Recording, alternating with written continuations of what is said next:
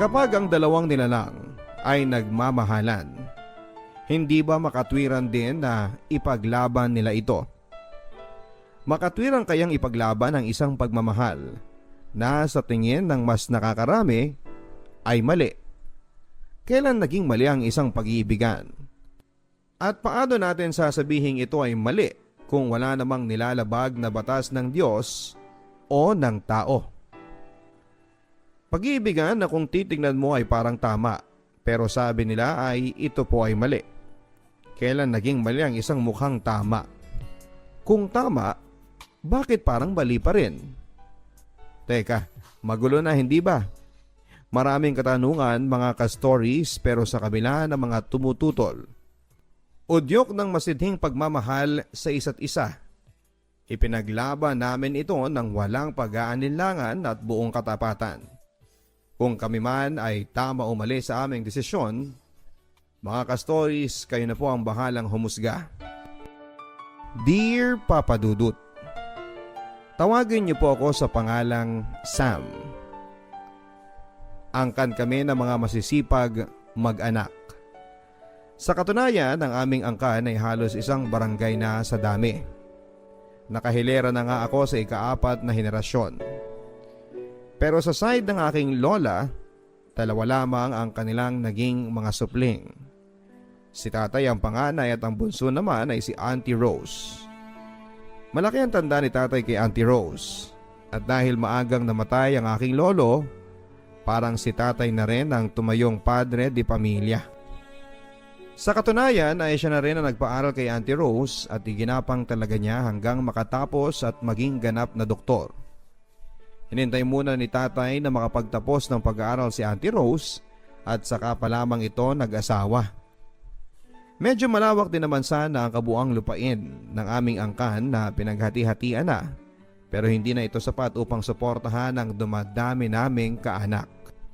Naghihikahos pa rin ang buhay ng mga umaasa sa pagbubungkal ng lupa, lalo na yung mga maraming miyembro ang pamilya. Karamihan, lalo na yung mga mapalad na nakapagtapos ng college ay umalis na rin para maghanap buhay sa ibang lugar at doon na rin nagkapamilya. Sa side namin, si tatay ang naiwan sa bukid at si Auntie Rose naman ay dito na sa Maynila na masukan sa isang ospital. Dito na siya nakapag-asawa ng isa ring doktor, si Tito Ron. Si Tito Ron ay mula sa pamilya ng mga masasabing nakakaangat ang estado ng buhay. Namatay naman ang aking nanay matapos akong pinanganak at ayon sa kwento ni Lola, 7 araw pa lamang daw ako noon nang mabinat at dinugo ang aking nanay. At dahil sa problemang transportasyon, ay hindi na siya umabot pa ng buhay sa ospital. Sobrang mahal ng tatay si nanay.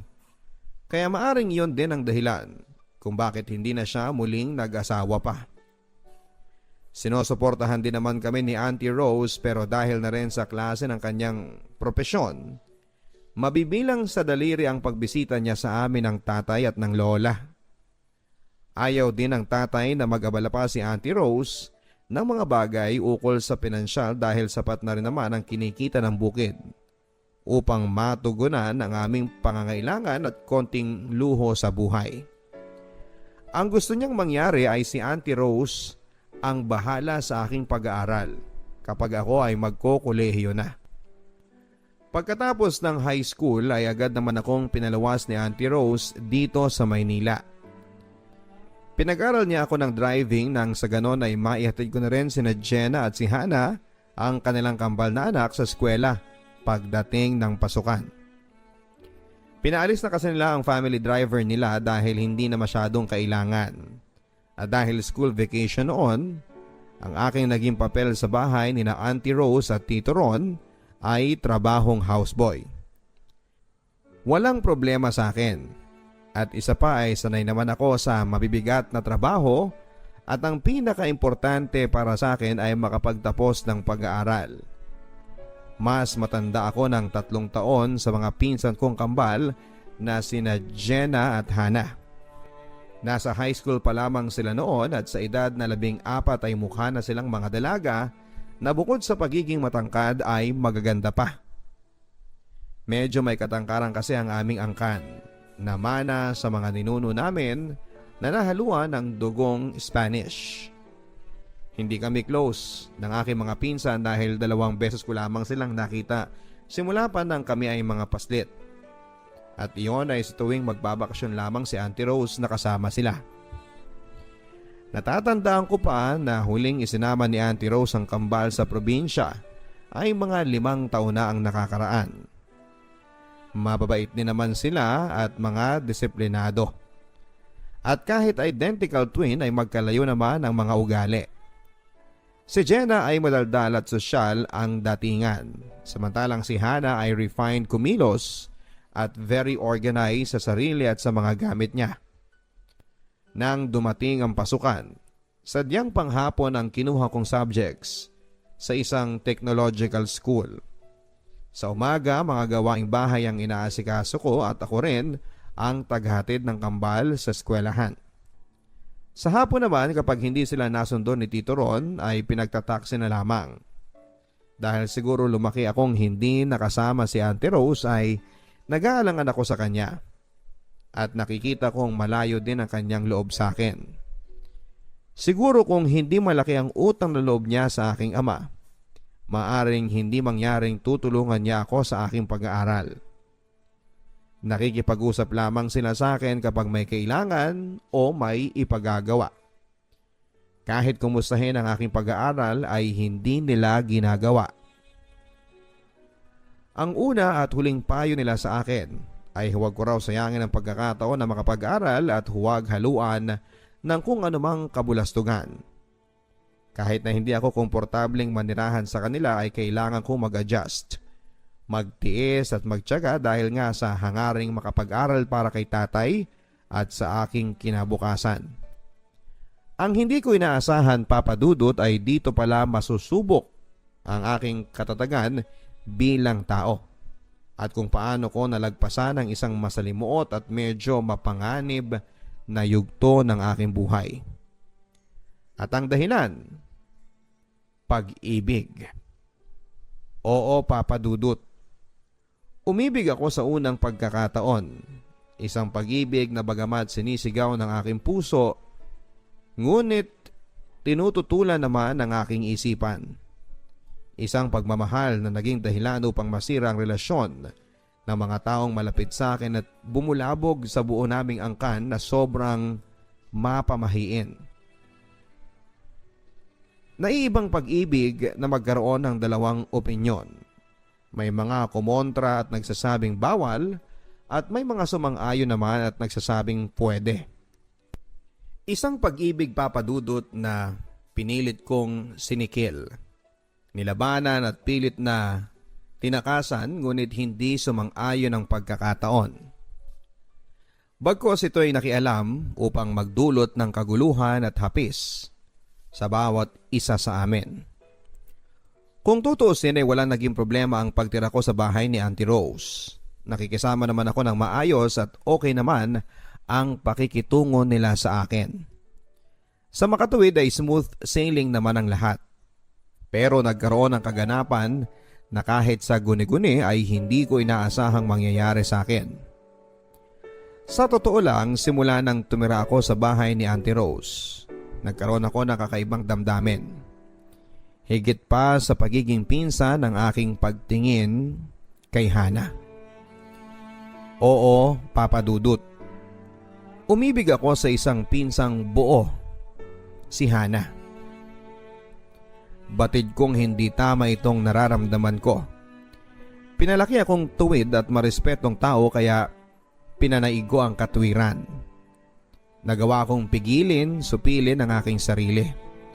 Hindi ko hinayaang makalikha ako ng isang skandalo na ako rin mismo ang kawawa sa bandang huli. Kung kailangang tumigil ako sa pag-aaral ay handa ko itong gawin. Salamat naman at nagawa kong panaigin ang katwiran laban sa aking nababaliw na puso.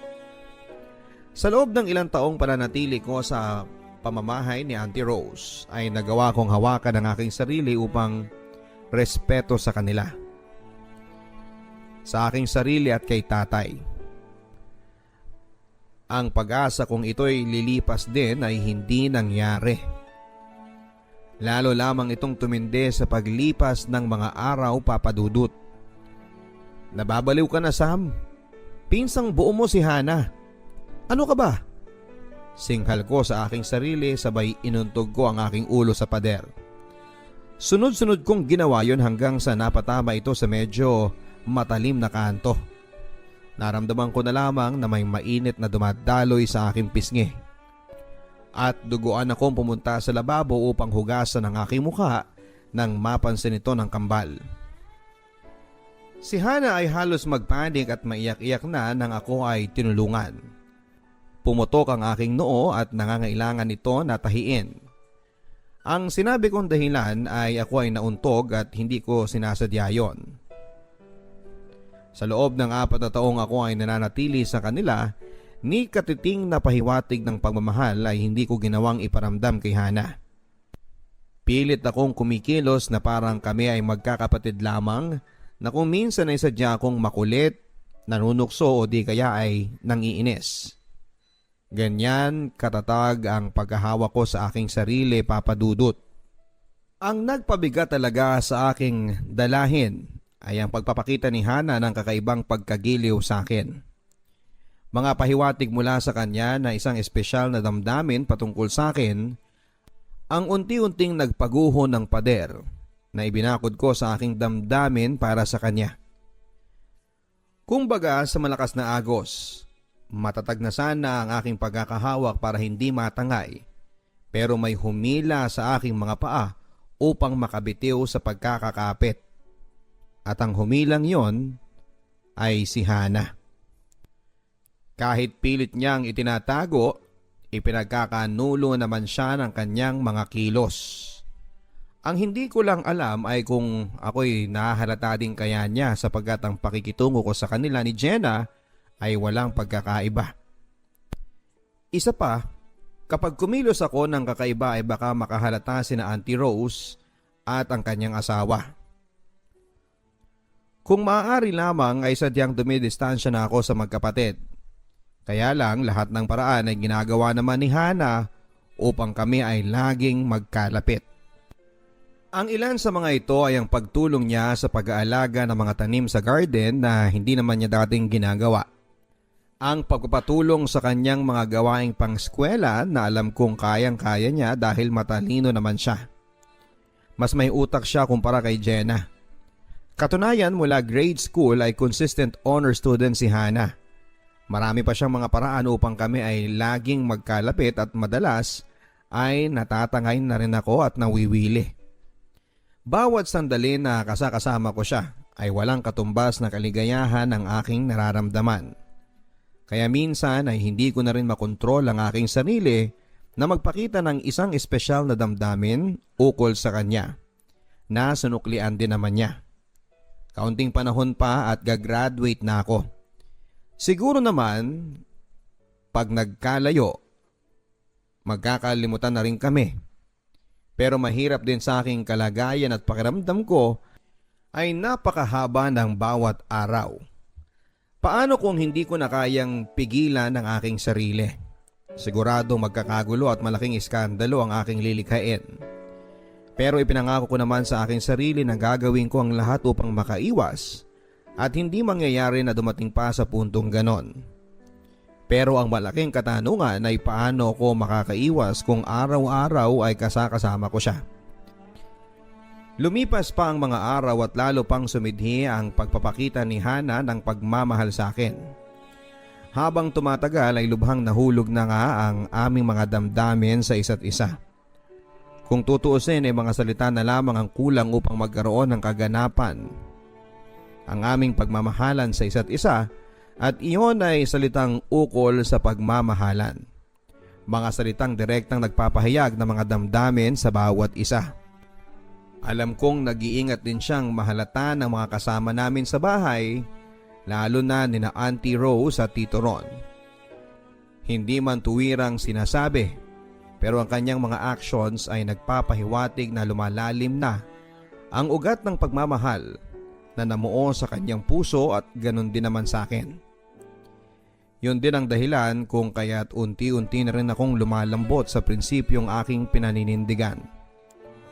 Sa isang bahagi ay masaya ako. Walang katumbas na kaligayahan ang hatid nito sa akin.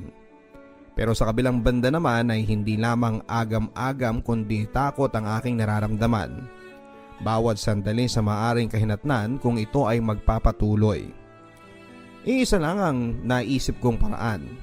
Kailangan ko magkaroon ng girlfriend. Kailangan na may pagbalingan ang nahihibang kong puso. At iyon nga ang ginawa ko. Niligawan ko ang aking classmate na alam kong may pagtingin din sa akin. Kasama ko siya sa barkadahan namin sa eskwelahan mula pa nung first year. Kaya isa siya sa mga masasabi kong very close friend ko. Hindi na ako nahirapan at eventually ay naging kami na. Hindi mahirap mahalin si Emily.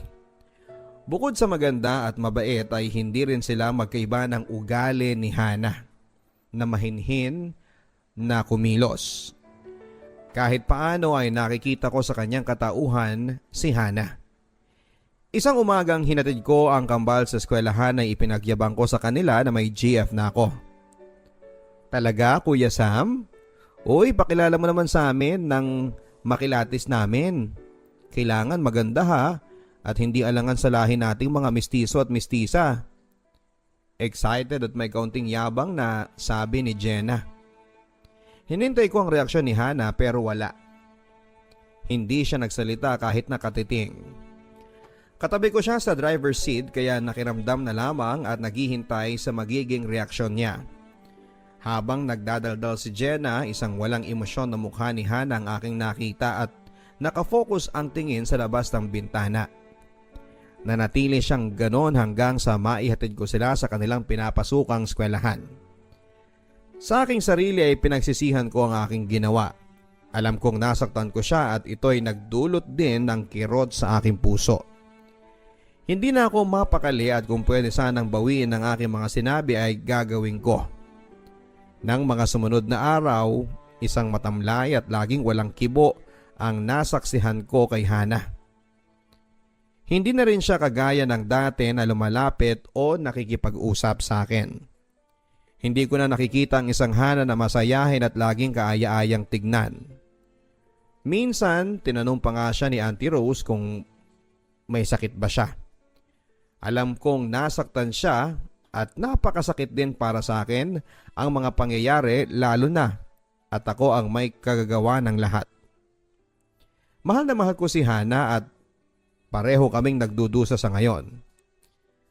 Nakakalungkot ang aming sitwasyon. Gusto kong ipahayag ang aking nararamdaman pero hindi ko naman magagawa yon. Napakabigat sa damdaming abot kamay ko na lamang ang aking mahal at alam kong mahal din niya ako. Gusto ko siyang aluin at yakapin, pawiin ang kanyang pagdurusa. Madalas din akong nagtatanong sa sarili kung bakit ganito. Nagmamahalan kami at karapatan din naman namin yon. Pero bakit hindi pwede? Dahil ba kami ay magpinsang buo? Wala namang batas na nagbabawal pero bakit bawal? O maaaring bawal dahil mga bata pa kami at tanggap ko yon. Handa naman ako maghintay kung kailangan. Pero hindi yan ang punto. Kundi ang kaisipang hindi kami pwede kahit kailanman. Dahil ba sa tradisyon? Madalas kong naririnig ang kasabihan na ang malalapit na kamag-anak ay magiging mga supling ay mga lalabas na abnormal. Hindi ba pwedeng suwayin ang tradisyon na sinasabi ring unwritten law? At dahil sa mga pangyayari ay nakikita ko na habang kami ay nakatira sa isang bubong, darating ang punto na ang lahat ay magiging out of control na. Nanaig sa akin ang takot kaya nakapagpasya ako na umuwi na lamang sa probinsya. Inimpake ko ang aking mga gamit at desidido na akong magpaalam kay Auntie Rose. Kahit nangangahulugan na ito ay pagtigil ko sa aking pag-aaral. Magbubungkal na lamang ako ng lupa Masakit man pero kailangan kong gawin ito dahil ito lamang ang pinakamainam na solusyon. Pilit kong inisip na balansehin ang lahat pero wala akong nakikitang positibo kundi negatibo lamang. Ang sabi nga, kung ang problema ay walang solusyon ay dapat na itong takasan. Madaling araw na nang ako ay nakatulog. Napagod na ang aking utak at sumakit na ang aking ulo sa kakaisip. Ilang sandali lamang nang bigla akong nagising at naalimpungatan. May nakadagan at mahigpit na nakayakap sa akin. Kahit na madalim ay alam kong si Hana ang nakayakap sa akin habang impit itong umiiyak. Sa pagitan ng mga hikbi ay nagsalita siya ng halos pabulong. Kuya Sam, I love you very much. Alam kong mahal mo rin ako at hindi mo may pagkakailayon. Ikaw lamang ang nag-iisang inspirasyon at nagbibigay sa akin ng sigla sa pang-araw-araw.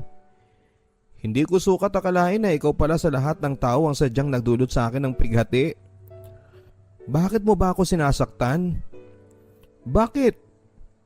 Hindi mo ba alam that you are hurting me? That you are torturing me? Unti-unti mo akong pinapatay. Ano bang naging kasalanan ko sa'yo? Ang sama mo? Alam mo ba yon? Labis ako nabigla sa mga hindi inaasahang pangyayari, Papa Dudut. Hindi ko alam kung ano ang aking isasagot sa mga katanungan ni Hana na punong-puno ng hinagpis at mga hinanakit. Ginantihan ko na lamang siya ng isa ring mahigpit na yakap. Nang mahimasmasan ay saka pa lamang ako nakapagsalita, Papa Dudut. I am very sorry, Hana. Desperado na rin ako sa ating sitwasyon at wala akong makitang solusyon kundi ang putulin nito bago pa lumaki. Maraming apektado at masasagasaan. Pero ikaw lang talaga ang sinisigaw ng aking puso at isipan. Oo, I'm cruel. Pati si Emily, ang mabait na si Emily ay aking niloko at ginamit ko siya sa pag-asang matakasan kita. Ang sama ng loob ko at batid ko yun. Nalilito na rin ako at hindi ko na alam kung ano ang aking gagawin kaya naisip ko na tumakas. Patawarin mo ko. Hindi ko hangad na ikaw ay saktan. Sa katunayan, labis din ako nagdurusa sa mga pinaggagawa ko. I am really helpless at desperado na ako, Hana. Habang sinasabi ko yon ay tumutulo na ang aking mga luha. Hindi na nadugtungan ang aming pag-uusap. Tanging tibok ng aming mga puso ang maririnig sa katahimikan ng gabing yon sa loob ng aking kwarto. Matapos ng ilang taon na pagtitiis, heto na sa wakas. Yakap ko na ang aking pinakamamahal. Nagkaroon na ng kaganapan ng aming pagmamahalan. Magaan sa pakiramdam at walang kasing sarap isipin.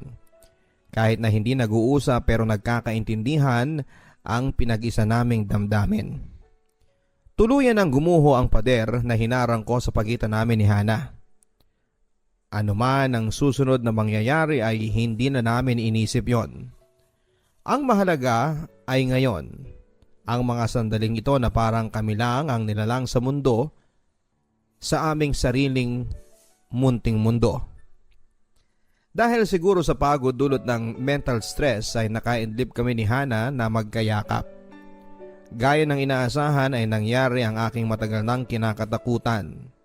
Kapag ang ganitong klaseng pagmamahal ay magkaroon ng kaganapan. Biglang sumindi ang ilaw. Sa sobrang gulat at takot ay dagling bumangon kami mula sa pagkakahiga. Bago pa man ako makabawi sa pagkakagulat ay isang malakas na suntok ang nagpayanig sa aking utak. Kahit nanlalabo ang aking paningin ay dinig na dinig ko ang boses ni Hana na umiiyak at nagmamakaawa. Hindi ko na naiintindihan ang mga sinisigaw ni Auntie Rose pero alam kong nagwawala siya sa sobrang galit. Ang malinaw sa akin ay ang mga mura ni Tito Ron habang ako ay kanyang ginugulpe. Ilang saglit pa ay manhid na ang aking buong katawan. Baliwala na ang mga suntok at tadyak na aking tinatanggap.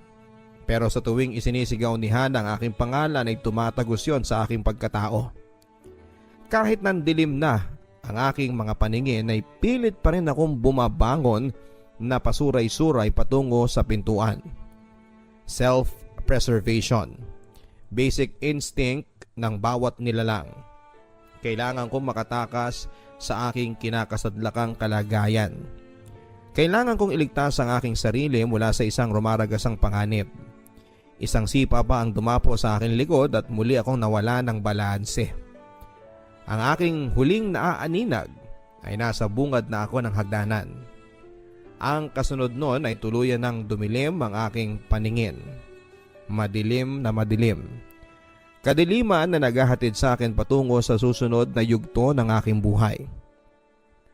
Nang ako ay magkamalay, nakita kong may mga umaasikaso sa akin na mga nakaputi. Napag-alaman ko na 6 na araw pala akong walang balay at inoperahan sa ulo upang matanggal ang mga namuong dugo. Ako ay nakahiga sa isang matigas na plywood dahil may 4 na rib fractures akong natamo sanhin ng pagkakahulog sa hagdanan mula sa 2nd floor. Nang ilabas ako ng ICU ay nalaman kong si tatay palang nagbantay sa akin. Napahagulhol ako at nagsabing patawad. Hindi ko po talaga sinasadya pero alam kong nakagawa ko ng isang napakalaking kasalanan. Ang tanging mga salitang binitawan ko sa kanya. Magpagaling ka muna anak. Saka na tayo mag-usap tungkol dyan. Salamat sa Diyos at hindi ka pa niya kinuha sa akin. Nang mamatay ang iyong nanay, ikaw lamang ang siyang dahilan upang ipagpatuloy ko pa ang aking buhay. Ang sabi niya sabay talikod. Nakita kong humugot siya ng panyo at nagpunas ng kanyang mukha. Hindi ko man nakikita dahil nakatalikod ay alam kong umiiyak si tatay. Nangyari na ang kinakatakutan kong mangyari. Dinulutan ko ng hapis ang aking ama. Nagkagulo at nalagay sa alanganin ng aking buhay. Ang lahat ng mga ito, ako ang may kasalanan. Kumusta na kaya si Hana? Si Auntie Rose? Kahit isa man lang sa kanila ay walang nagpakita sa ospital.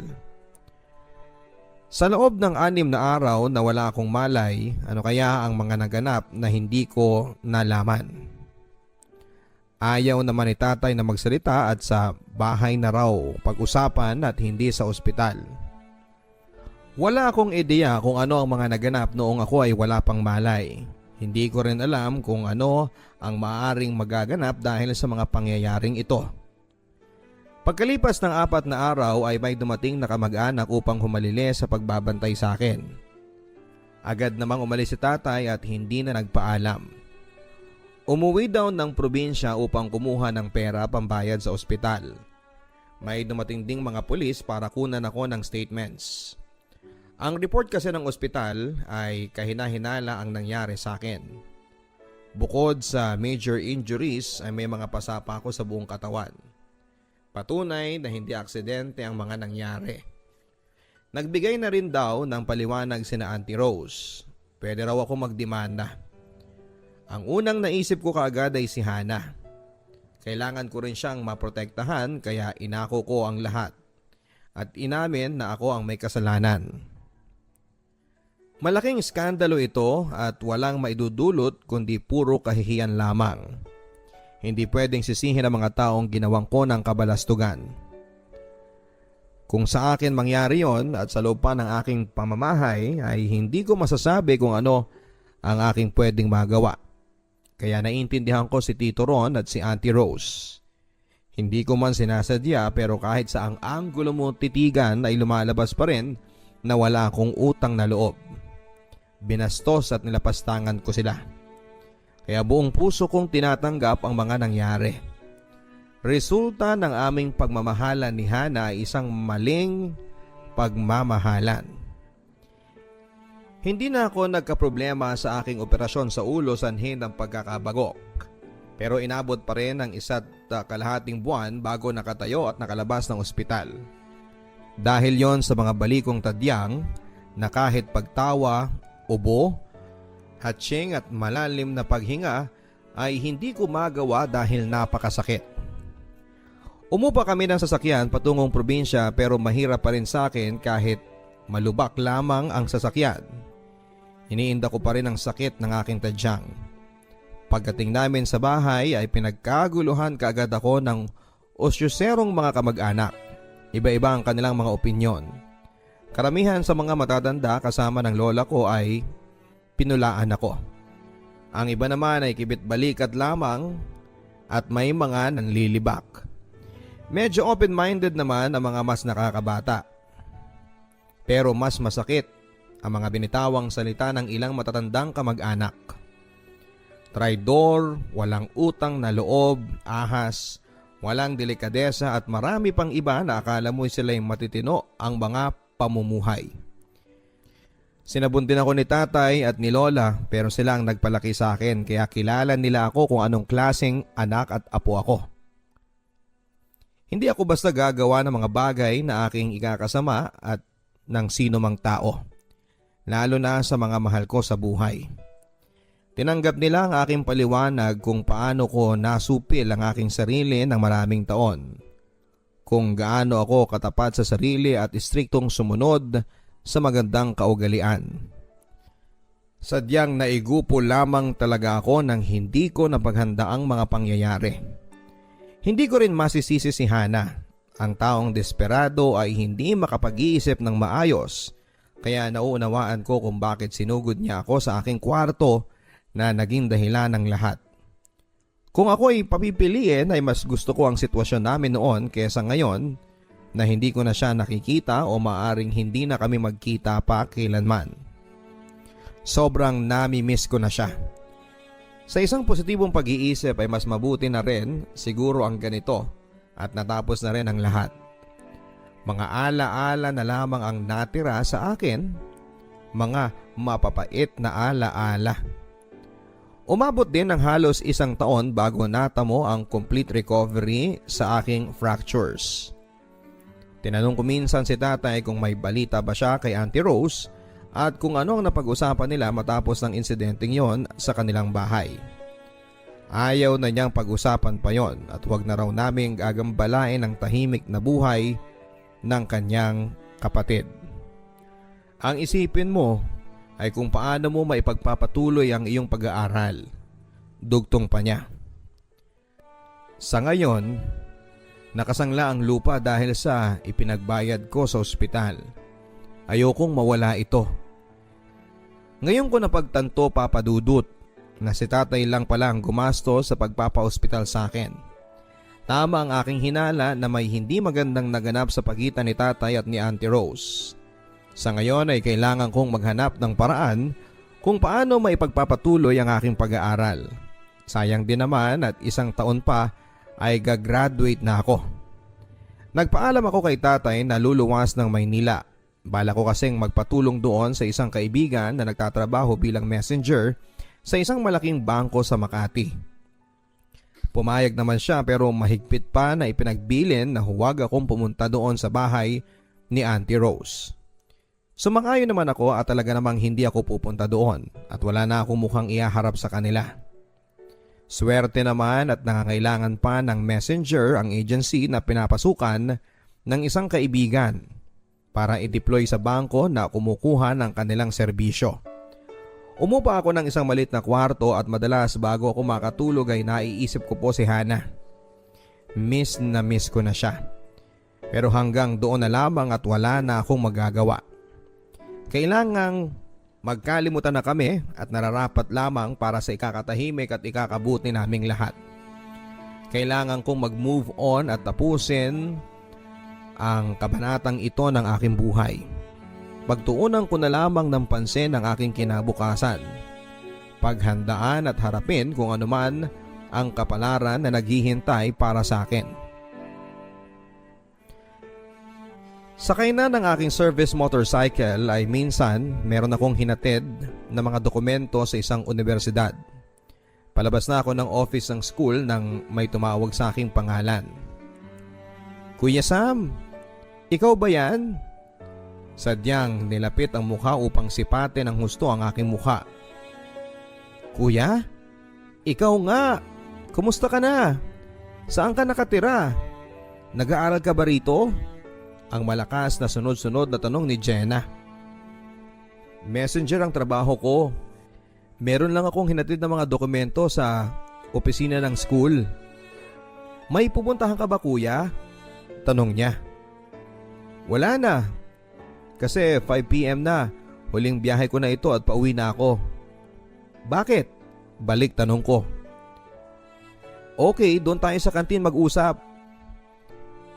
Kasabay na hinawakan ni Jen ang aking kamay at nagmamadaling ako'y hinila patungo sa school canteen. Matapos mag-order ng snack ay tinanong ko si Jenna kung hindi ba siya galit sa akin. Actually kuya, malaki ang aking bahagi sa insidenteng yon sa bahay. Naghinala kasi ako sa kakaibang kilos ni Hana noong gabing yon. Kaya tiniktikan ko siya. Nang makita ko kayong natutulog na magkayakap, nasyak ako. At ayun na, nagsumbong na ako kina mama at kina papa. Napagtanto ko sa bandang huli na sana ay kinausap ko muna kayo. Hindi na sana nangyari na munti ka nang mamatay. Hindi naman kasalanan ng umibig, hindi ba? Karapatan ng bawat tao yon, pero naiiba ang kaso ninyo ni Hana. It's a case of a wrong person on a wrong time in a wrong place. Hindi ko rin pwedeng husgahan kayo o si Hana dahil minsan una kitang makita, sabi ko sa sarili ko, wow sayang, sana hindi tayo magpinsan. Walang mali siya yon. First impression ng paghanga lamang. Ang mahabang paliwanag ni Jenna. Nalaman ko din sa kwento ni Jenna papadudot na noong gabing isinugod ako sa ospital ay pinasundo kaagad ni Auntie Rose si tatay. Nang malaman ni tatay kinabukasan kung ano ang nangyari, nagkasagutan silang tatlo ni Auntie Rose at ni Tito Ron. Hindi daw kukonsintihin ni tatay ang aking maling ginawa, pero sana naman ay kesa bugbugin at halos patayin, bakit hindi na lamang tumawag ng pulis para ipakulong at pagdusahan ko kung ano man ang nagawa kong kasalanan. At dahil sa pare-parehong mainit ang mga ulo ay nagsumbatan at nagpalitan ng hindi magagandang mga salita. Kaya tuloy nauwi sa samaan ng loob ang magkapatid. Mataas din ang pride ni tatay dahil nag-attempt si Auntie Rose na makipag-usap nang humupa na ang lahat. Pero tinanggihan niya. Pati na ang offer ni Auntie Rose na akuin ang hospital bills na naging dahilan upang maisangla ang aming lupain sa probinsya. Naiintindihan ko ang damdamin ni Uncle dahil nag-iisa kanyang anak at masakit na makita kanyang nakikipaglaban kay kamatayan. Patuloy na paliwanag ni Jenna. Ngayon papadudot ay naging malinaw sa akin ang lahat ng dapat kong mga malaman. Marami pa sanang sasabihin si Jenna pero hindi na ako nakatiis kaya pinutol ko na siya ng isang tanong. Jenna, kumusta na si Hana? Biglang lungkot ang nakita ko sa mukha ni Jenna. Kuya, naawa ako kay Hana. Ang payat na niya ngayon. Pansamantalang tumigil siya sa school dahil laging absent. Laging nagkakasakit. She's still a bubbly Hana paminsan-minsan. But I know she's hurting inside. Ang masama, sinasarili lamang niya kung ano man ang nasa kalooban niya. Lumalaban na rin siya kay mama at kay papa kapag pinipilit siyang magpa-check up. Depression ang sakit ni Hana at nag-aalala na rin sina mama at si papa. Umiiyak nga si mama at halos magmakaawa na sa kanya pero nagmamatigas talaga siya. Pero buti na lang at hindi niya alam na ako ang nagsumbong nung gabing yon. Kundi baka pati ako ay kamuhian din niya. Nanlumo ako sa aking mga narinig mula kay Jenna. Affected din naman ako sa mga nangyari sa amin pero kayang-kaya ko ito. Pero si Hana, hindi siya kasing tatag ko at iyon ang aking kinakatakot. Kinuha ni Jenna ang aking address at napagkasunduan namin na dadalhin niya ng pasikreto si Hana sa inuupahan kong kwarto sa araw ng Saturday. Napagkasunduan din namin na hindi ako gagawa ng anumang hakbang na ikakabulabog muli ng sitwasyon. Tanghali na nang dumating ang kambal. Sa pintuan pa lamang ay buong higpit nang yumakap sa akin si Hana at halos buhatin ko na siya para lamang tuluyan ng makapasok at maisara ang pintuan. Para siyang batang humahagulhol. Very close ang magkapatid kaya hindi nakapagtataka kung makita ko si Jenna na napaluha din. Hindi ako pumayag na lumabas si Jenna upang kami ay magsolo ni Hana. Gusto ko ay saksi siya sa lahat ng aking mga sasabihin kay Hana. Tumigil na sa pag-iyak si Hana pero nanatili siyang nakayakap at nakasubsob sa aking dibdib. "Kumusta ka na?" Bulong ko sa kanya. Humigpit muli ang yakap niya at sabay nagsalita. "Dito na lang ako sa iyo. Ayaw ko nang umuwi sa amin." "No, Hana. Hindi pwede ang gusto mong mangyari." Bigla siyang kumalas at lumayo sa akin. "Bakit?" Tanong niya na may pagtataka. "Mahal kita, Hana. At wala akong gusto kundi ang makasama ka habang buhay. Pero sa ngayon, mga bata pa tayo, wala pa tayong kakayahan na panindigan ang ating mga sarili. Kung mahal mo ko, kailangang sundin mo ang aking sasabihin." Muli siyang yumakap sa akin. "Sige, basta wag mo akong iiwanan ha." "Pangako, hindi kita iiwanan. Lagi lang ako nandito para sa'yo." Sa harap ni Jenna ay sinabi ko kay Hana na magpalakas siya at ipagpatuloy ang kanyang pag-aaral at ganon din naman ang aking gagawin. Kapag tayo ay established na at nasa hustong gulang na, wala nang makakahadlang sa atin kahit tumutol pa ang mundo. Kailangan ding manatiling sikreto ito hanggang sa pagsapit ng tamang panahon. Tayong tatlo lamang ang dapat nakakaalam. Okay ba sa iyon? Basta sinabi ng mahal ko, sabay halik sa aking pisngi. Tumayo si Hana at buong higpit na niyakap si Jenna. "Maraming salamat sa pangunawa mo, sis. Maraming salamat." "Walang problema. Huwag lang kayong gumawa ng mga bagay na ikakapahamak nating tatlo. Alalahanin nyo, damay na ako dito." May babalang tugon ni Jenna. Sa makatuwid, Papa Dudut, ay naisa katuparan namin ang napagkasunduan. Malaki din ang naitulong pinansyal ng kambal sa akin sa pamamagitan ng pag-aabot ng pera mula sa mga sobrang allowance nila. Iisang lugar lang naman ang tagpuan namin ni Hana para mapanatiling sikreto ang aming relasyon. Ang aking inuupahang kwarto. Sinigurado ko rin, Papa Dudut, na hindi kami magkaroon ng ugnayang sexual na siyang maaring makasira sa aming mga pangarap. Makalipas ang 1 taon at kalahati ay nakagraduate na rin ako. May economic crisis noong panahon na yon kaya hindi rin kaagad nakakuha ng trabaho na kalinya ng aking kurso. Kaya napilitan ako, Papa Dudut, na manatili bilang messenger. 1 taon pa ang lumipas, desperado na ako dahil hindi pa rin nagbabago ang takbo ng buhay ko. Kahit pasang-awa ay napagtagumpayan ko rin ang board exam. Naikwento ko yon sa aking boss sa opisina. "Ano bang kurso ang natapos mo?" tanong ng aking boss. "Mechanical engineering po," sagot ko.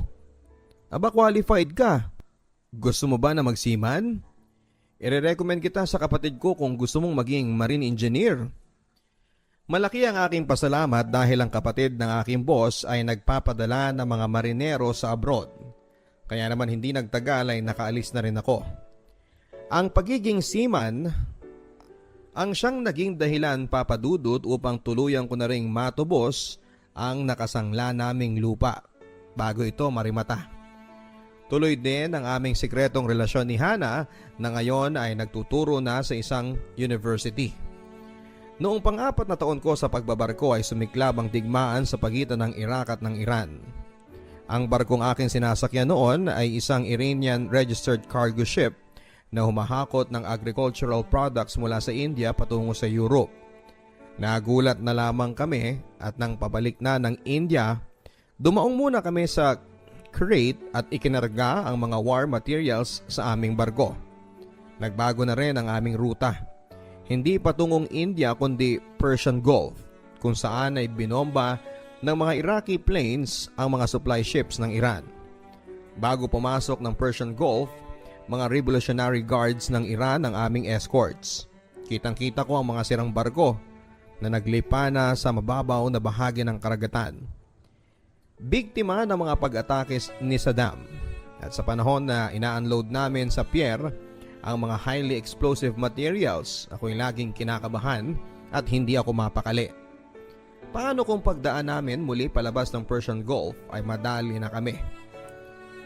Hindi ako makatulog at lubhang nangayayat ng husto. Sa mga panahong yon, pakiramdam ko'y hindi na ako makakauwi pa ng buhay. Naisip ko lagi si Hana. Paano niya tatanggapin ang lahat kung sakaling ako ay mamamatay? Salamat sa Diyos at nalagpasan namin ang tiyak na kamatayan kung sakaling kami man ay na-target ng mga smart bombs.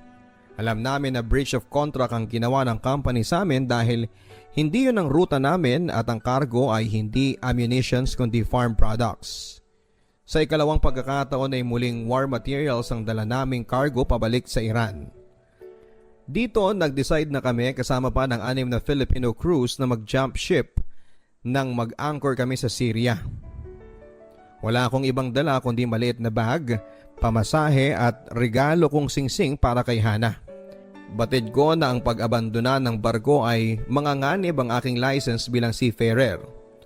Oo, triple sa original na kontratang ibabayad sa amin bukod pa sa wartime allowance. Pero hindi ko isusugal ang aking buhay sa kontrata na ang shipping company mismo ang unang lumabag.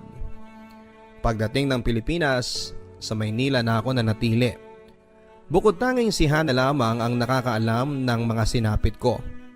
Idinulog ko ang problema sa aking local agency tungkol sa hindi ko tinapos na kontrata.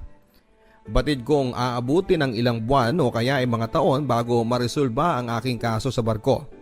Lalo na't ang shipping company ay hindi pwedeng tumanggi sa kagustuhan ng Iranian government na gamitin ang service nito lalo na sa panahon ng giyera. Kaya sa ngayon ay wala akong choice kundi ang humanap muna ng ibang mapapasukan. Isang hapon, kagaya ng nakagawian na, patagong sinundo ko si Hana paglabas niya ng trabaho. Sa loob ng taxi, papadudot ay bigla siyang humagighik na parang bata. Anong nakakatawa? Tanong ko. Alam mo, ilang taon na pero mistula pa rin tayong mga kriminal na nagtatago sa mga alagad ng batas. Sagot niya na patuloy ang hagighik. Thrilling, hindi ba? Hindi ka matatawa kung hindi exciting ang love story natin. Pabirong sagot ko.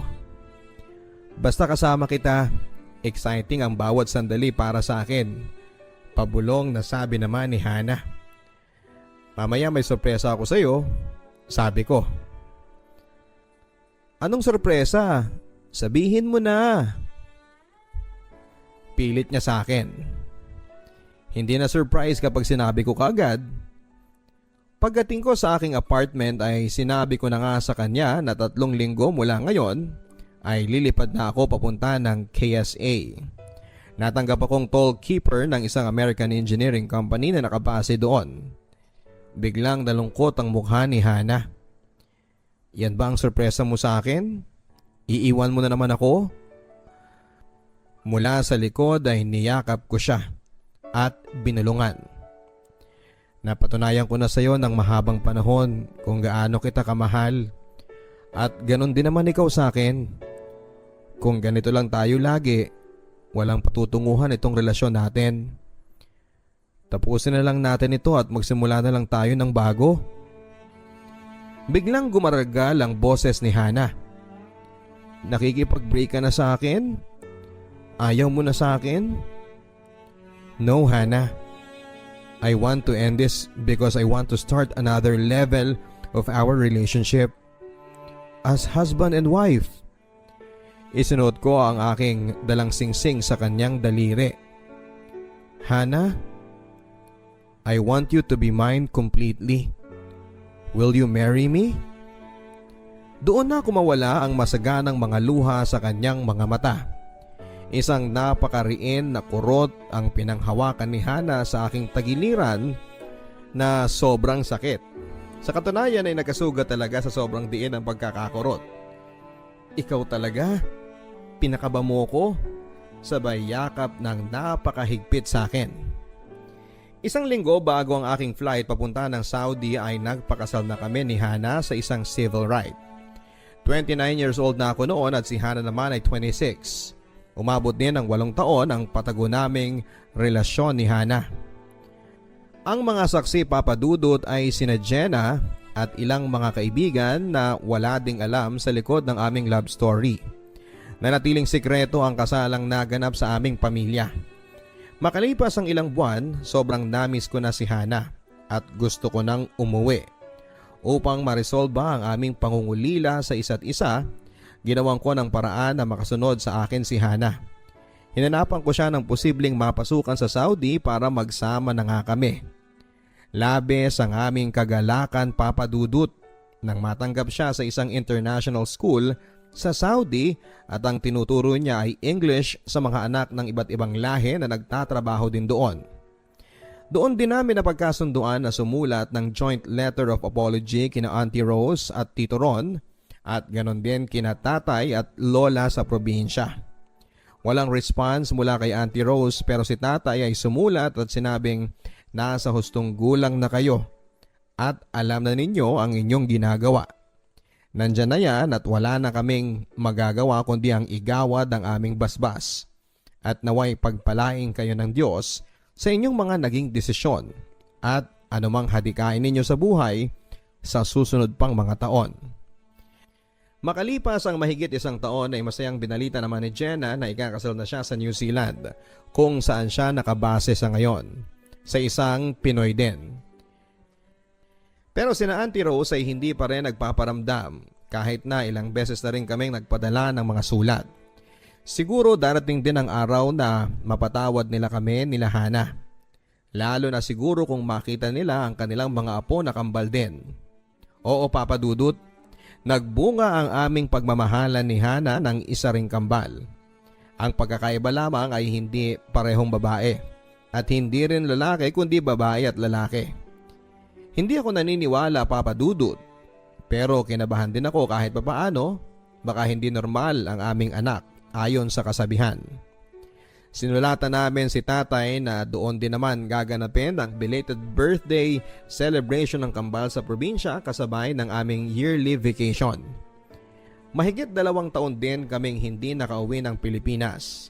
Masayang isipin at tanggap na rin ng pamilya ang aming relasyon ni Hana. Mas kompleto siguro ang kaligayahan kung kasama sina Auntie Rose at Tito Ron. Nang dumating kami sa bahay sa probinsya, nandun lahat ng kamag-anak namin na akala mo ay may dumating na mga artista. Isang malaking sorpresa ang tumambad sa amin.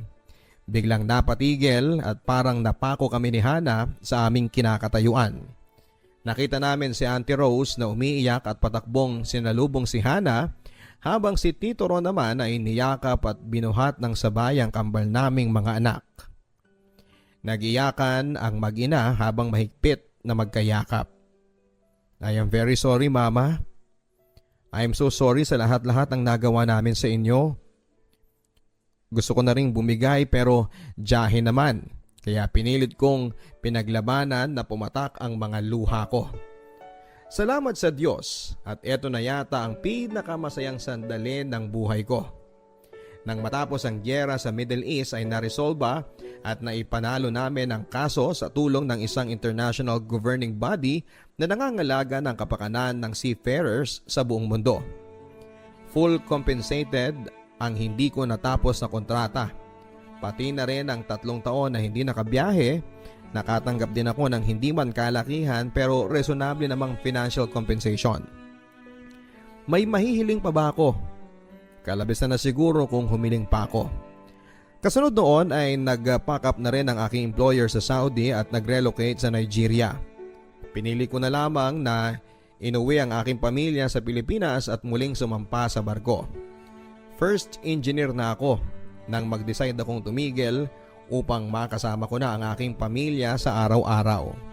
Kahit na hindi na kailangan magtrabaho, pinayagan ko pa rin si Hana kung saan siya masaya. At yon ay ang pagtuturo. Ako po ay naniniwala na ang lahat ng mga nangyari sa ating buhay ay tadhana. Kaya lang ang tadhana ay may dalawang mukha. Isang mabuti at isa ay masama. Ang tadhana ay nakadepende kung paano natin ginampanan ang ating papel sa buhay. Ginampanan ko ang aking papel sa buhay ng buong katapatan. Sa panahon na ako ay masaya man o malungkot, sa kasagsagan man o sa kahirapan at mga panganib, ay hindi ko kinalimutan ang may likha ng lahat.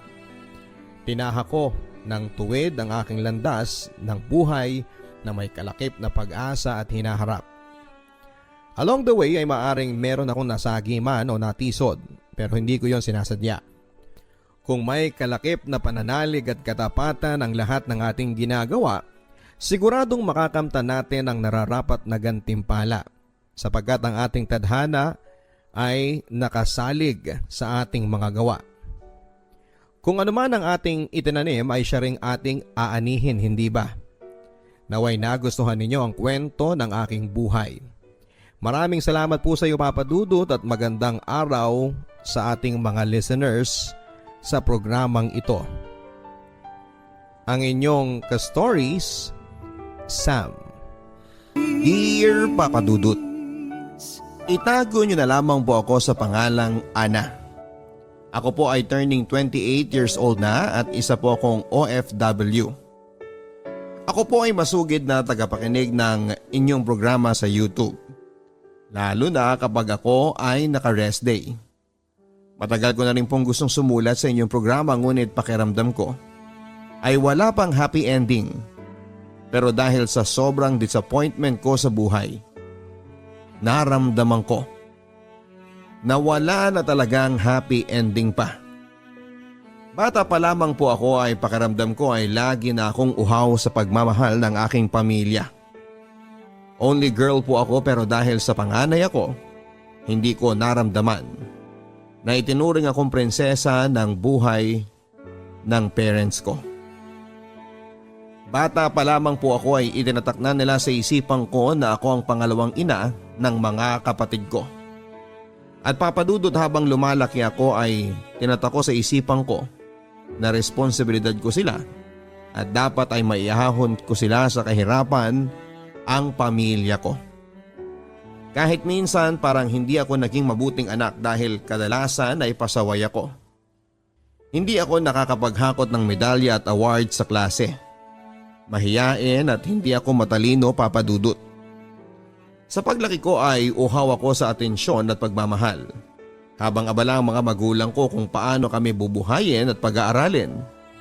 Kami namang magkakapatid ay abala sa pag-aaway sa pang-araw-araw. At kapag nakagawa ng kaunting mali, ay napapalo na kami ng tatay namin. Palo, kurot ng nanay at pingot sa tenga ng tatay.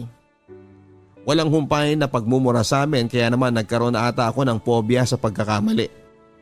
Rinding-rindi po ang tenga ko sa araw-araw na mura ng itay sa amin. Lahat na ata klase ng mura, gaya ng PI, tarantado, gago, hayop. Lahat, Papa Dudut, ganon, kasi magalit ang tatay ko.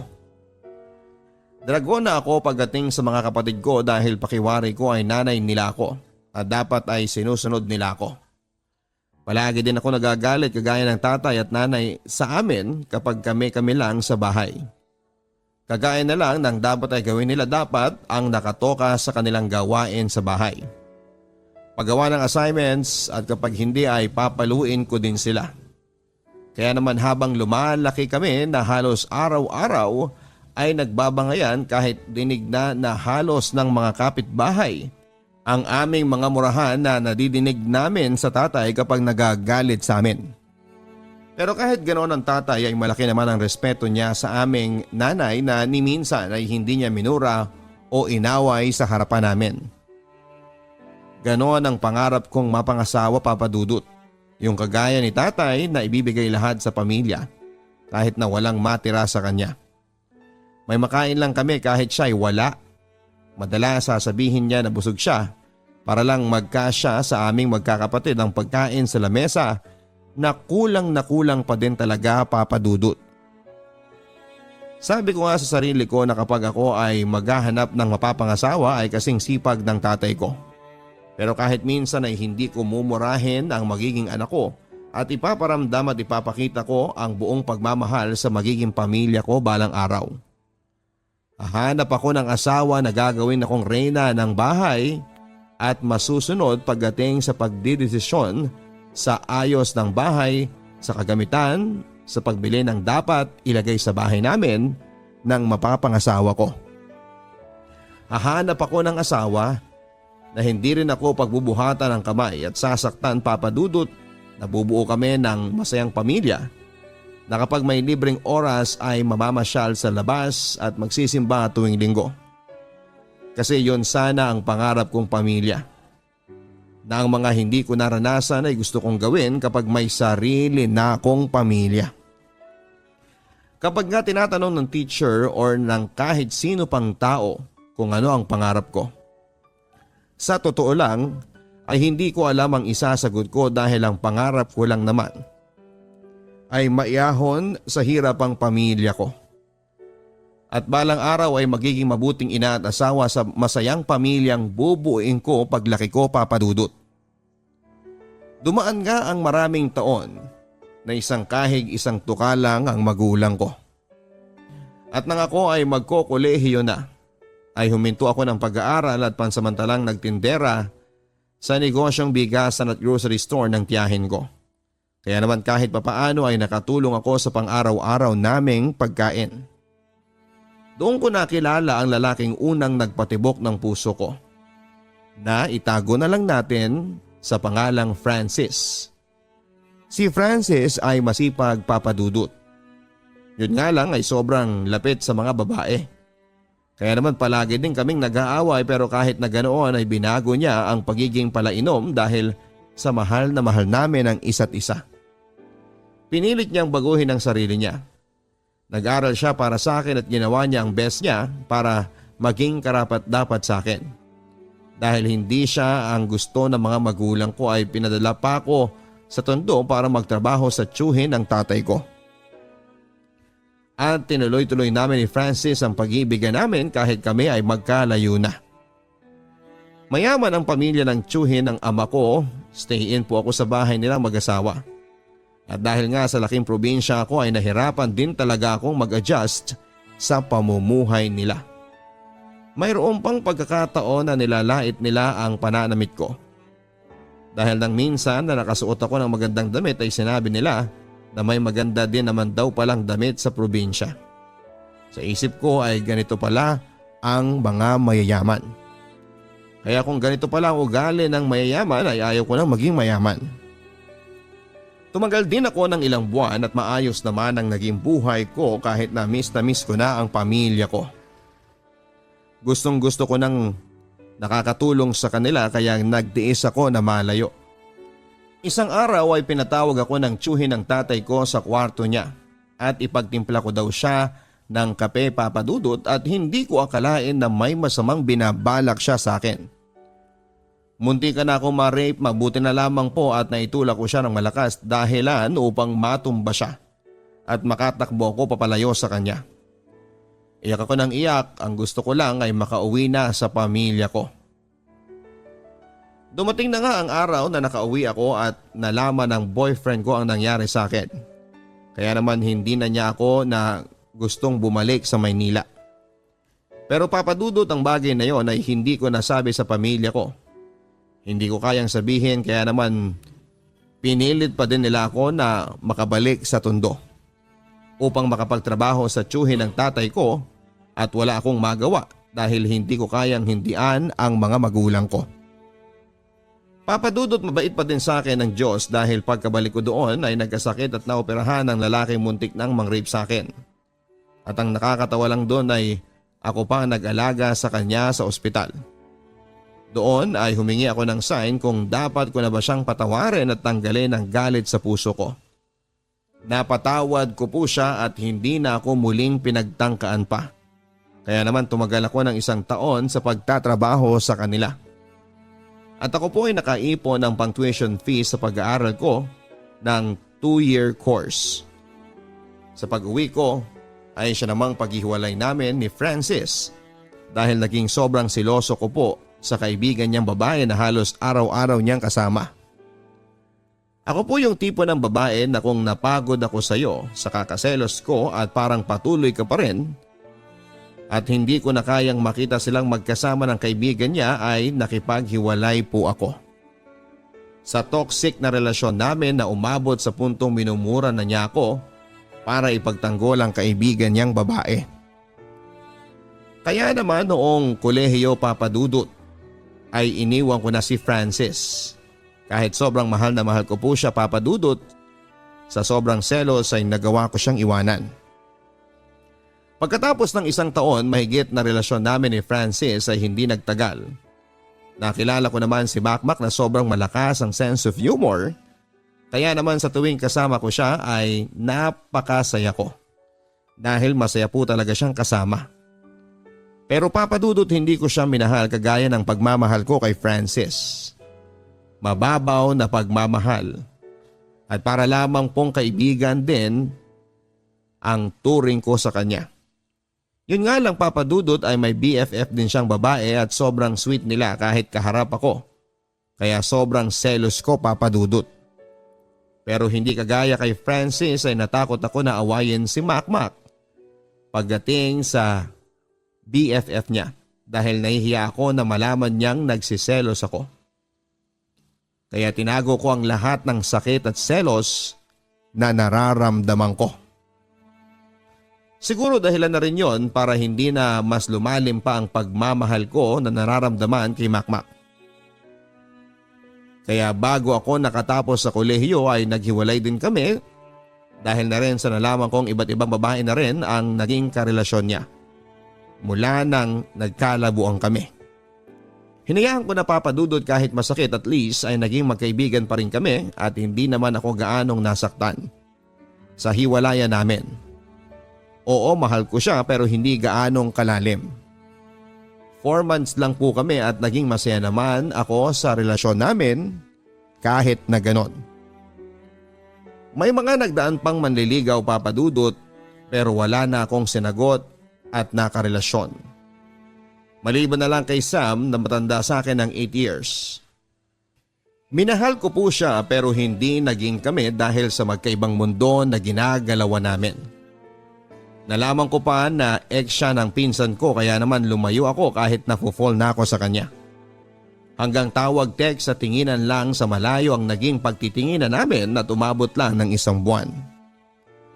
Nakagraduate na nga ako sa college sa 2-year course na tinapos ko bilang computer management na hindi ko din sineryoso dahil hindi ko gusto ang kursong yon. Oo papadudot na pilitan lamang ako dahil wala naman akong pagpipilian sa school na pinag-aaralan ko. Yun lang po kasi yung kurso na makakatipid kami. Pagka-graduate ko ay agad ako nag-apply bilang sales lady. Agad po akong natanggap at hindi ako nahirapang mag-apply. Sobrang swerte ko papadudod sa work dahil kapag may napipili akong pag-a-applyan ay agad naman akong nakukuha. Si Sam ay patuloy pa rin ang panunuyo sa akin ngunit kahit sobrang laki ng pagkagusto ko sa kanya ay hindi ko kayang gumawa ng mali. Alam ko po kasing mali papadudot dahil ayaw kong tanggapin ang hinihingi niyang favor sa akin na maging asawa niya. Magsama pag nagkaanak ay sakalang kami magpapakasal. Alam ko pong mali bukod sa masasaktan ko din ang pinsan at pamilya ko dahil malaki ang pangarap ko para sa pamilya ko. Iniwasan ko po si Sam sa abot ng aking makakaya. Kahit siya na po yata ang pinakagwapong lalaking nakilala ko noon, ay iniwasan ko po talaga siya. Hanggang sa nakilala ko naman si Prince sa pinagtatrabahuhan kong bilang sales lady. Kagaya siya ni Makmak, malakas ang sense of humor, palagi niya akong napapatawa at na-inlove ako sa kanya. Kaya lang, ang hindi naman po naging kami dahil may GF siya. Madalas niya lang po akong takbuhan kapag nag-aaway sila, utangan ng pera kapag kailangan niya. Kainuman din niya ako kapag broken hearted siya. Yun nga po papadudot ay muntik nang may mangyari sa amin dahil sa kalasingan namin ni Prince. Mabuti na lamang at mabilis akong natakuhan dahil alam kong mali at takot na takot akong magkamali. Dahil nangako ako sa sarili ko na ibibigay ko lamang ang pagkababae ko sa isang lalaki at yon ay ang magiging asawa ko. Hindi rin po nagtagal ay nakaalis na ako papunta sa ibang bansa upang doon magtrabaho. Sobrang swerte ko nga papadudot at agad na natanggap ako sa inaplayan kong agency. Mabilis ako nakaalis sa edad na 19 turning 20 ng panahon na yon. Sobrang hirap po pala mag-abroad. Hirap na hirap at kahit sanay akong malayo sa pamilya ay nahirapan pa rin po ako. Naging overthinking at natakot sa buhay ko dito sa abroad dahil na rin siguro sa pagdadown sa akin ng mga katrabaho ko na walang inisip kundi hilahin ako pababa. Sobrang kinaingitan po ako dito at inaaway kahit wala naman akong ginagawang masama. Totoo po pala yung kapwa mo pa Pinoy ang ihila sa iyo pababa. Pero naging matatag po ako at napagtapos ko ng pag-aaral ang mga kapatid ko.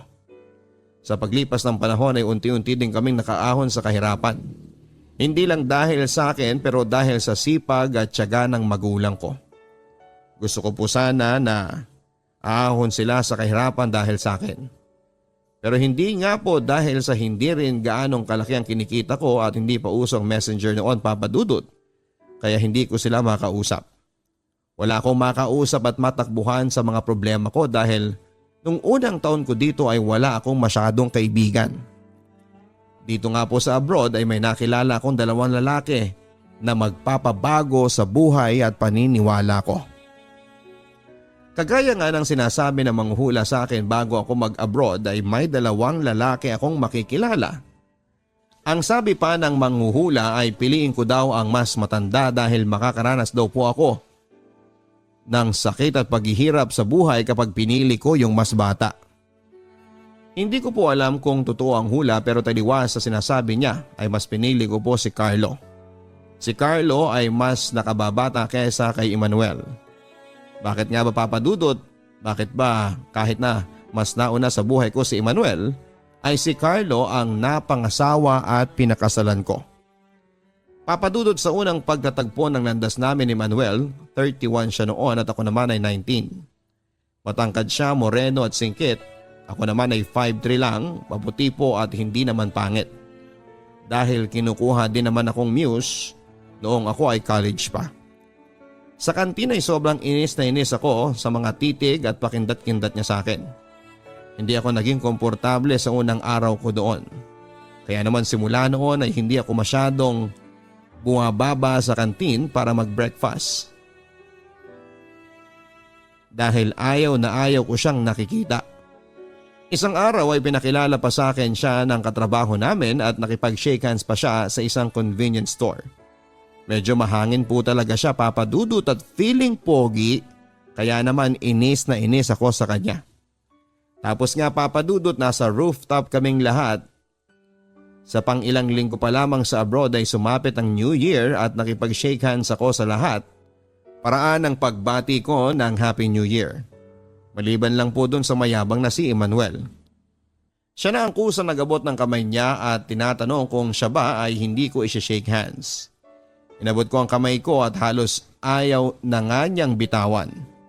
Doon ay parang may kung anong kakaiba akong naramdaman papadudot kasabay ng mga fireworks sa langit ay pagkababa ng puso ko habang sabay kaming nakatingin sa fireworks. Lumipas nga ang buwan at naging magkaibigan kami ni Emmanuel. Nanonood ng sine, magka-chat at palaging magkausap. Sobrang close at sweet namin sa isa't isa. Pero walang kami. Ang tawag nga niya sa akin ay gorgeous. Sa lahat ng babae doon ay ako lang ang tinatawag niyang gorgeous. Ang akala ko po ay nililigawan na niya ako. Dahil palagi kami magkausap at ang akala ko ay gusto din niya ako. Sa 1 year namin na magkasama ay lingid sa kaalaman niya ay mahal ko na siya. Nag-I love you kami sa isa't isa, kinikiss niya ako sa noo, hinahawakan sa kamay kahit nga sa pagkain ay nagsishare pa kami kung minsan. Kaya akala ko po ay pareho kami ng nararamdaman sa isa't isa. Hanggang isang araw ay nagulat na lamang ako na GF na niya yung kawork ko. Sobra nga po akong nasaktan pero pinilit ko pa rin itago kahit ang sakit-sakit papadudot. Ang sakit kasi akala ko pa naman Pero mali pala ako. Nag-assume ako sa lahat ng ipinakita niya sa akin. Nalaman ko din na may anak na pala siya sa pagkabinata. Pero kahit na ganoon ay hindi nagbago ang nararamdaman ko para sa kanya. Ang sakit lang, Papa Dudut. Wala akong nasabihan sa lahat kasi ako lang naman ang nag-assume. Kapag nasa bed na ako ay iiyak pa ako dahil pakiramdam ko ay broken hearted at niloko ako. Kahit ako lang naman ang nakakaalam sa aming dalawa. Wala po siyang kaalam-alam na nasaktan ako ng sobra. Doon na nga nag-umpisa na iniiwasan niya ako minsan at minsan papansinin, madalas ay hindi. May buwan na akala ko ay babalik na kami sa normal kasi naaalala ko pa na tinulungan niya ako maglinis sa locker room noong nakita niya ako as cleaners. Hindi siya nagsalita pero tinulungan niya ako tapos ay hinalikan pa niya ako sa noo bago siya umalis. Miss na miss ko po siya talaga noon pero wala akong magawa kundi ang hintayin muli kung kailan niya ako papansinin. Sumapit na nga po ang 22nd birthday ko. Okay naman, kaming dalawa at kinis pa niya ako sa cheeks at binati ako ng happy birthday gorgeous. Nagkwentuhan pa kami ng heart to heart talk at sinabi niya lahat ng nararamdaman niya para sa akin pero hindi malinaw. Sabi niya ay gusto niya ako kaso ay hindi po pwede. Kasi daw ay malaki ang respeto niya sa akin. Ang sabi niya pa ay noong high school siya na discover niya ang ibig sabihin ng gorgeous. Sabi rin niya sa sarili niya na sa isang babae lang daw niya itatawag ang gorgeous sa buong buhay niya at yon ay ang mapapangasawa niya. Kaso daw ay hindi daw ako yon dahil hindi po pwede. Pero ako lang daw ang una't huli niyang noon na tinawag niyang gorgeous. Wala po akong nasabi na kahit na ano sa lahat ng sinabi niya. Wala akong nasabi. Natahimik lamang ako hanggang sa umalis na nga siya. Kinabukasan nga ay hindi na niya ako muling kinausap at hindi na nasundan. Hindi ko alam, Papa Dudut, kung matutuwa ba ako o malulungkot sa mga sinabi niya. Dumating na nga ang New Year. Last year of kontra ko sa abroad that time. Ayaw ko na po sanang magpunta sa rooftop para makipag-greet sa mga tao doon dahil malungkot ako at wala ako sa mood kaso napilitan ako dahil lahat ay lumabas na at ayaw kong maiwan doon sa kwarto. Dating gawi ay kinamayan ko sila para i-greet ng Happy New Year. Pagtalikod ko po ay nasa likuran ko pala si Emmanuel. Aalis na po sana ako, Papa Dudut, at walang balak batiin siya kasi ay napansin ko na nakatingin siya sa akin. Kaya inabot ko na ang kamay ko at sinabi ko na, "Kuya, Happy New Year." Bigla niya akong binuhat pataas sa kanya at niyakap at ang sabi niya ay sorry at kinis muli ang noo ko. At sinabihan na pumasok na ako sa loob at bilisan ko na raw. Nakita ko na napaparating pala yung GF niya. Kaya pala pinagtabuyan niya ako. Yung last day of work ko po sa company na yon ay pinuntahan ako ni Emmanuel para kausapin. Kaso ay feeling ko na galit naman siya na nag-approach kaya iniwasan ko na lamang at hindi ko na siya sinipot sa oras na ibinigay niya para daw mag-usap kami. Doon na nga po natapos ang story namin ni Emmanuel at hindi ko siya nakatuluyan. Sabi ng manghuhula ay piliin ko ang mas nakakatandang lalaki dahil siya daw ay ang dapat kong piliin, pero paano ko naman pipiliin ng lalaking hindi naman ni minsan naging sa akin.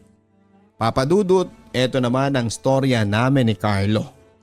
Way back noong time na nasasaktan ako sa nangyari sa amin ni Emmanuel. Nang mga panahon na nasasaktan ako kay Emmanuel ay si Carlo po ang palaging nasasabihan ko. Bago lang siya noon sa company namin at mas nauna ako ng 1 year sa kanya. Kaya naman wala siya ng mga panahon na masaya pa kami ni Emmanuel. May itsura at may appeal din si Carlo. Siya naman ay maputi na matangkad. Pareho po sila ng katawan at height ni Eman. Kung si Eman po ay Pinoy na Pinoy ang datingan, si Carlo naman ay parang Chinese na matangkad at payat din. Pero siya po, Papa Dudut, ang naging sandalan ko kapag nakikita ko siya at GF ni Emmanuel na magkasama ay nagpapanggap akong masayang kasama si Carlo. Well, Papa Dudut, masaya po talagang kasama noon si Carlo. Napakabait, malambing, maasikaso, showy sa nararamdaman at sobrang bait na kaibigan ni Carlo. Opo, kaibigan lang talaga kasi dahil may GF po siya ng panahon na yon na naiwan sa Pilipinas. Pero unti-unti po ay nahulog din ang loob ko kay Carlo dahil sa pagmamahal na ipinapakita niya sa akin. Pag-aasikaso na hindi ko naramdaman sa kahit na kanino. Pagiging maalalahanin, gentleman, sobrang sweet, sobrang effort sa pag-aasikaso niya sa akin na hindi ko naramdaman kahit kanino. Yung effort na hindi sa mga surprises pero effort para makasama lang ako. Na habang naghihil ako ay nahulog na ang loob ko kay Carlo. Mali po Papa Dudut dahil bago pa lang siya umalis ay may nangyari sa kanila nang bago niyang nakilala daw na babae na ni-rebound niya sa kaka-break niya lang na long time GF na naloko daw siya. Kaya bago daw siya umalis ay pinatunayan niya sa ex niya na kaya niyang humanap ng mas better dito at nabuntis na pala niya itong bago niyang GF. Nasa abroad na siya nang malaman niya na buntis ito. Kaso ay binaliwala ko kasi para sa akin ay magkaibigan lang naman kami noong una. Hindi ko akalain na mahuhulog din pala ako sa kanya. Yung pangarap ko na lalaki na mapapangasawa ko noong bata ako ay nasa kanya ko nakita. Yung lalaking masipag, showy sa feelings, malambing, yung parang hindi marunong magalit ay sa kanya ko nakita. Hindi nga ba Papa Dudut ay ayaw ko po ng magagalitin kagaya ng tatay ko na lagi kaming namumura at napapalo at nasasaktan. Kaya pakiramdam ko kay Carlo ay siya ang may katangian ng hinahanap ko sa lalaki. Yung magiging reyna ako sa buhay at mga pangarap ko na parang halos pareho kami ng pinapangarap pagdating sa buhay, may pamilya. Ang dami niyang pangarap pagdating sa marriage life na same ng pangarap ko noong bata pa ako. Kaya po akala ko ay siya na ang lalaking hinahanap ko. Nangangarap para sa anak, sa asawa, ganun po siya. Madaming imagination sa buhay para sa future at si Emmanuel po ay never kong nakausap pagdating sa ganitong bagay sa buhay asawa, anak at seryoso siya at mapili lang ang sinasabi. Malaling magsalita at mag-isip, hindi kagaya ni Carlo na sobrang expressive sa lahat ng bagay. Na-adapt ko na nga po kung paano si Carlo kaya nawala na rin ang pagiging mahiyain ko. Madaldal na rin ako sa lahat at naikukwento ko na rin ang lahat sa kanya. Lagi kami nag-iiyakan ni Carlo kasi sinasabi niya kung gaano ka-worst ang bagong GF niya sa kanya. Na lahat ay ibinibigay niya kaso ang gusto lagi ay iwan siya. Naawa ako at gusto kong suklian lahat ng tulong niya sa akin para mapagaan ang loob nung time na nasasaktan ako kay Emmanuel. Kaya po sa tuwing kailangan ako ni Carlo, I'll make sure na lagi akong nasa tabi niya. Ginagawan ko siya ng merienda or ng mga bagay na makapagpapasaya sa kanya para hindi niya maramdaman ang sakit. Alam ko po kasi Papa Dudut ang pakiramdam ng na-reject. Ayokong maramdaman niya yon dahil napapamahal na nga din po ako sa kanya. Hanggang Papa Dudut isang araw ay hindi ko na namalaya na parang kami na rin pala. Walang label pero kung ano ang ginagawa ng magkarelasyon ay ginagawa na rin namin. Hiningi niya sa akin ng isang bagay na matagal ko nang pinagkakaingatan na ibigay ko po sa kanya yon. Ang kauna-unahang lalaking nakaangkin sa pagkababae ko. Hindi ko rin po alam Papa Dudut, ang alam ko po ay takot na takot akong gumawa ng mali. Pero bakit pagdating kay Carlo ay walang pag-aalinlangang na ibigay ko na po pala ang hindi pa dapat. Ang alam ko lang ay ayaw kong maramdaman niya ang ma-reject. Ang alam ko lang ay gusto ko siyang protektahan at ayaw ko siyang masaktan. Gusto ko siyang maging masaya dahil deserve niya yon. Sa pag-uwi ko ng Pilipinas ay pinagbawalan na rin po ako ni Carlo na kausapin pa si Emmanuel. Kaya hindi ko alam kung ano ang dapat na pag-usapan namin ni Emmanuel. Sabay kaming umuwi ng Pilipinas ni Carlo at doon ko din po nalaman na hindi talaga sila hiwalay ng GF na nabuntis niya. Ang akala ko po kasi ay hiwalay na sila. Sabi niya ay hiwalay na daw talaga sila kaso ay umuuwi pa rin sa kanila yung GF niya dahil sa baby nila na 1-year-old na noon mahigit. Ang sabi niya po ay naka-apartment ang babae. Malayo sa dati niyang asawa. Pero umuuwi pala sa kanila dahil nasa kanila ang bata. Maling-mali po at napakatanga ko po talaga. Pero noon ay akala ko ay ako ang tama. Noon ang akala ko ay tama kaming dalawa. Malakas pa ang loob ko na ipaglaban si Carlo sa babae kasi para sa akin noon ay never naman silang nagsama sa isang bubong at kasal naman ang babae sa iba. Kaya ang lakas pa ng loob ko na ipaglaban ang nararamdaman ko kay Carlo para doon sa nabuntis niya. At kahit kinausap na ako ng GF niya na layuan na si Carlo para maayos na nila yung sa kanila, pero ako heto at si Carlo pa din ang pinakikinggan ko. Dahil ang sabi niya na alam niya ay wala na sila at nung nalaman daw ng GF niya na may ako ay gusto nang biglang maayos sila. Gulong-gulo ako papadudot at hindi ko alam at sino nga ba ang pakikinggan ko noon. And to make the story short ay naging kami nga ni Carlo kahit against all odds papadudot. Hinarap naming magkasama lahat ng mga pagsubok. Galit sa akin ang mama ni Carlo dahil kung hindi lang daw kasal sana ang babae ay ikakasal na dapat sila. Noong una ay sinubukan pa namin na iwasan ang isa't isa. Kaso sa kabila ng paalamanan ay sa huli ay tinulungan ko siya na malayo sa GF niya. Dahil yun daw ang gusto niyang mangyari. Na malayo sa GF niya dahil hindi na raw niya kaya ang sakit at tuluyan na ngang naghiwalay sila ng nabuntis niya at naiwan sa kanya ang anak niya at tinanggap ko naman. Nag-live-in kami at sa kalagitnaan ng pagsasama namin ay nalaman ko na sa tuwing nag-aaway kami ay umuwi siya sa family niya at nagkikita sila doon ng ex niya kasama ang anak nila. Sobrang sakit papadudot. Nakakabaliw na sakit yon. Karma na po siguro sa maling nagawa ko dahil nga siya ang una kong naka-live-in at boyfriend talagang kasama araw-araw ay hindi ako sanay. Hindi ako sanay kung paano mag-alaga ng karelasyon na kasama sa iisang bubong. Nasasakal daw siya sa akin dahil lahat ay bawal, may issue din kami sa pera kasi gusto ko ay iniipon bawat kinikita namin. Although nagbibigay kami that time sa parents niya para sa anak niya ay naging mahigpit po ako pagdating sa pera. Dahil nga sa laki ako sa probinsya ay sanay na sanay akong magtipid na ina-apply ko sa relasyon namin. Kaya nasakal siya at niloloko na pala niya ako. Para sa kanya ay wala na raw ako sa tamang pagtitipid. Kaya nagawa niya yon dahil nasasaktan na rin daw siya sa akin. Mali po ako papadudot kasi akala ko po ay ganon-ganon lang ang pinasok kong relasyon. Sobrang pinagsisihan ko noon kung bakit ako nakagawa ng mali at eto ang consequences. Ang lahat na nga ang tingin sa akin ay kabit ng pamilya at kaibigan niya at katrabaho namin dati. Kahit na anong explanation ko para sa side ko ay wala. Walang nakikinig.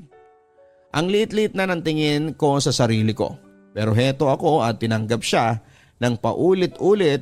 Ayaw ko nang magkahiwalay kami dahil siyang nakauna sa akin. Ayaw ko nang magkahiwalay kami kasi baka wala nang tumanggap sa akin. Ayaw ko nang magkahiwalay kami kasi siya ang nakasanayan kong kasama at kausap sa araw-araw. Mahal na mahal ko siya noon at ayaw ko nang mawala siya. Wala na ang tiwala sa relasyon namin, puro pagdududa, sumbatan at hindi na masaya, sobrang toxic na. Mas madalas ay away at hiwalayan na nauwi sa murahan. At nasasaktan na rin niya ako at nasisipa o nasusuntok. Minsan na nga ay naganti na rin ako kung mumurahin niya ako. Hindi rin ako nagpapatalo papadudot. Sobrang naging toxic na. Nadadamay na rin ang pamilya namin sa tuwing nag-aaway kami. Sobrang hirap na ako noon at selos na selos sa ex niya. Takot ako na mawala sa akin si Carlo. Hanggang sa natuluyan na kaming nagkahiwalay sa pangalawang taon naming magka-live-in. But after few months ay nalaman ko na buntis ako. Ang kaso ay hindi ko alam kung paano sabihin sa kanya. Dapat pa ba? Anong magiging buhay namin sa kanya? Yun ang naisip ko. Na huwag nang ipaalam sa kanya.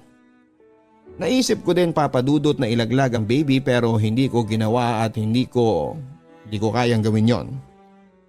Hindi ako uminom ng kahit na ano para mawala ang baby ko. Siguro sa sobrang stress ko na lang, kaya kung ano-ano ang pumabasok sa isipan ko.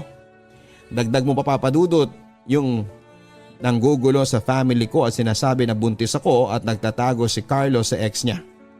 Nakakabaliw, halos nawala ako sa katinuan sa pag-iisip. Parang ayaw ko nang mabuhay dahil hindi ko alam kung paano mag-isang haharapin ang buhay ko. Chinat ko nga siya at sinabi kong buntis ako, na hindi niya kaagad pinaniwalaan dahil nga daw hiwalay naman na kami. Pero Papa Dudut, ganun pa man ay 4 months na akong buntis ay nakipagbalikan siya sa akin at kinasal kami. Matagal ko nang hinihingi sa kanya ang kasal bago pa lang kami magka-live-in. Kaso ay ayaw niya dahil wala daw pupunta sa family niya. Kaya naman nagulat ako nang niyaya niya ako magpakasal kahit civil lang at pamilya ko lamang ang kasama sa celebration. Oo Papa Dudut, tinanggap ko po ulit. Gusto ko na buo ang pamilya na kalalakihan ng anak ko. Nag-abroad po siyang muli para sa future namin at nangako kami pareho na magbabago na. Sabi niya ay hindi lang daw siya ang may kasalanan, pareho daw kami kaya dapat pareho kaming mag-adjust at magbago. Akala ko ay okay na. Ilang buwan din okay at walang away. Kaso dumating muli kami sa pagsubok pagkatapos ko ng mga anak. Selosa po ako at ayaw ko na may nakakachat siyang babae kaya nag-aaway kami. At syempre hindi rin siya papatalo. Papadudot mumurahin at pahihiyain niya ako in public, yun daw ang consequences ng pagdududa ko. Ganon siya kapag nag-aaway kami sa pagdududa ko sa kanya, sagana po ako sa mura. Ngayong magkasama na kami ay 3 years na kaming kasal, dumating muli ang time na okay na kami at masaya. Mabait naman siyang asawa at tatay sa anak namin, maasikaso, maalaga. Ang kaso lang Papa Dudut, kapag nagagalit siya sa tuwing nagdududa ako ay triple ang kapalit. Palagi may konsekwensya sa mga pagsiselos at pagdududa ko. Andun yung nasasaktan na niya ako at minumura-mura. Dahil para sa kanya ay wala namang dapat na ikaduda. Mahal na mahal daw ako at hindi ako ipagpapalit pero kaya niyang gawin kung gugustuhin niya dahil kaya niyang mawala kami ng anak ko sa kanya. Ultimo BFF niya na babae Papa Dudut ay hindi ko pinalampas. Na dapat ay hindi na sila nagvi-video call dahil napapadalas na at hindi tama dahil may asawa na siya. Hindi tama na kino-comfort niya ang BFF niya dahil may asawa na siya. Para sa akin ay mali na sobrang close pa sila ng BFF niya. Dahil nga sa sobrang silosa ko, abay laging big deal sa akin kahit makita ko lang na nagko-comment siya sa BFF niya sa Facebook nito. Magkalayo sila ngayon ay pinagbabawalan ko siya na makikipag-usap dahil ayaw ko nang may mababasang I love you pa sa kanya ang babae at minsan kasi Papa Dudut. Nabasa ko na nagiging malalim na ang conversation nila. Naubabot na nga sa point na maranasang nagtanong ng BFF niya na paano kung naging sila. Magtatagal kaya sila kaya ginawa ko ang lahat para mailayo siya sa BFF niya. Kaya simpleng comment lang ay naiinis na ako kapag nababasa ko yon. Kaya sa maayos na paraan na may pagtatampo ay sinabi ko sa kanya na naiinis ako sa BFF niya. Ang kaso Papa Dudut, pinagmumura na naman ako ng asawa ko. Papa Dudut, akala ko ay magiging masaya na kami mag-asawa. Ilang buwan kasi na okay naman kami, hindi ako nasasaktan o napagbubuhatan ng kamay. Nakita ko din na nagbabago na nga siya unti-unti at natuto na siyang manuyo at i-ignore ang pagiging selosa ko. Akala ko ay tuloy-tuloy na. Ang gusto ko lang naman Papa Dudut ay maramdaman na minamahal at binibigyan ng atensyon. Sinusuyo. Bata pa lang ako ay uhaw na po ako sa atensyon at sa pagmamahal. Gusto ko yung pakiramdam na mahal ako at nire-respeto yung pakiramdam na sinusuyo ako. Sobrang disappointed ako sa sarili ko dahil ang simpleng buhay na pangarap ko noong bata pa lamang ako na maging reyna ng tahanan at magkaroon ng masayang pamilya ang magiging anak ko. Ang sana ay hindi niya maranasan na makadinig ng pagmumura at pananakit ay sa tatay pa niya makikita para sa aming mag-asawa. Papa Dudut, pinagpapasa Diyos ko na lamang ang lahat. Alam ko po na I am so precious para maranasan na mura-murahin lang ng asawa ko. Alam ko this time ay wala namang mali sa akin. Sinusuportahan ko naman siya ngayon sa pangarap niya. Ibinibigay ang dapat sa kanya at minamahal at natutong mag-adjust maliban na lamang sa pagbabawal ko sa kanya pagdating sa BFF niya. Pinagpapasa Diyos ko na lamang ang lahat na sana ay intindihin ko pa at habaan pa ng pasensya ko. Ang relasyon namin sa ngayon ay pinili ko na lamang po na magbingi-bingihan sa mga pagbumura at inaabot ko sa kanya. Pinili ko ngayong manahimik at piliin kong maunawaan ng lahat. Sana'y hindi magaya sa mga ex ko na kapag hindi ko na kaya ang selos na nararamdaman ko ay iniiwan ko din dahil sana siya na ang huli. Maraming salamat po Papa Dudut at sana po'y matyaga kayo nagbasa ng sulat ko at kapulutan ng aral ng ating mga listeners.